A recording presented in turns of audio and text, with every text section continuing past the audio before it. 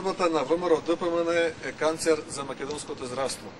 За жал, како што Социјалдемократскиот сојуз на Македонија предупредуваше, владата на Република Македонија и Фондот за здравство ја намалија капитацијата на матичните лекари за 10%, а за утре најавуваат дека истото ќе го направат и за стоматолозите за 18%. Оваа влада на неколку пати во изминатите 3 години потенцираше дека матичните лекари и стоматолози се носечкиот столб на македонското здравство. Господа од власта, туку што го срушивте носечкиот столб на македонското здравство. Тоа го правите во исто време, кога бесрамно ги полните јавните установи со партиски војници, кои клатат врата, кодошат и земаат плата.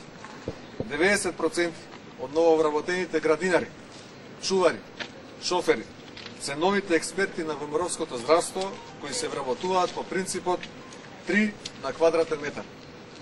МУВА не ги лази за здравствените работници.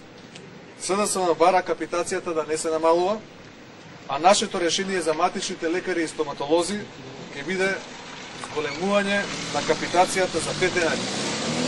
Односно 55 денари капитација за матичните лекари и гинеколози и 40 денари капитација за стоматолози. СДСМ е подготвен ова ветување да го подпише со соодветните комори.